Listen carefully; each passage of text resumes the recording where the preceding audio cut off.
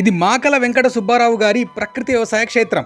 ఆంధ్రప్రదేశ్ రాష్ట్రంలోని పశ్చిమ గోదావరి జిల్లా ఉంగుటూరు మండలం ఏ గోకవరం గ్రామంలో వారి ఈ ప్రకృతి వ్యవసాయం చేస్తున్నారు. మొక్కలకు రోగనిరోధక శక్తిని పెంచే పొటాష్ను సహజ పద్ధతిలో అందించవచ్చని వారు తెలిపారు. ఇప్పుడు వారి విధానాలను మనం విందాం.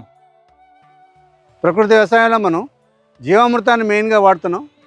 భూమికి సారవంతం అవడానికి, అలాగే నైట్రోజన్ని, మిగిలిన పోషకాలని తీసుకోవడానికి ఆకుల మీద కూడా స్ప్రే చేస్తున్నాం.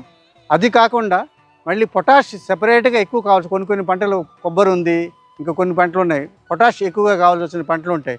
వాటికి సప్లిమెంట్గా మనం ఏం చేస్తామంటే ఈ యాష్ని వాడతాము. ఈ యాష్ ఏంటంటే రకరకాలుగా దొరుకుతుంది మనకి. ఇది మేము తీసుకొచ్చింది మాత్రం ఇది పామాయిల్ ఫ్యాక్టరీలో బాయిలర్లో వాడి బయట వేసే యాష్ అనమాట. ఈ యాష్ని తీసుకొచ్చి మనం భూమికి వేస్తే పొటాష్ పెరుగుతుంది, పొటాష్ సరఫరా కూడా మొక్కకి బాగా జరుగుతుంది. అలాగే ఫాస్ఫరస్ కనుక మనకి తగ్గిందంటే, ఫాస్ఫరస్ ఎక్కువ కావాలనుకుంటే రాక్ ఫాస్ఫేట్ అని చెప్పి దొరుకుతుంది. రాక్ ఫాస్ఫేట్ కొంచెంగా మనం వేసుకుంటే అది కూడా పనిచేస్తుంది. లేదు అంటే ఇటుక బట్టీల దగ్గర మనకి క్వారీ డస్ట్ అని దొరుకుతుంది. క్వారీ డస్ట్లో మనకి అన్ని మినరల్స్ ఉంటాయి, ఎందుకంటే చాలా కింద నుంచి తీస్తారు. వాటిలో క్వారీ డస్ట్లో అన్ని రకాల మినరల్స్ మొక్కలు కావాల్సినవి ఉంటాయి.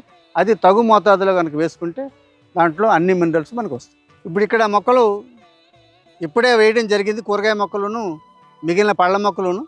వీటికి మన ఈ స్టేజ్లోనే కనుక పొటాషియం ఒక కుప్పుడు ప్రతి మొక్కకి వేసుకుంటాం జరిగితే అది నేలలో ఉన్న పొటాష్ కాకుండా ఈ పొటాష్ కూడా అందించి మొక్క ఆఖరి స్టేజ్ వరకు దానికి సరిపడా పొటాషియం అందిస్తుంది. అప్పుడు ఏమవుతుందంటే మనకి పొటాష్ లోపం లేకుండా ఈ మొక్కలు చక్కగా హాయిగా ఉంటాయి.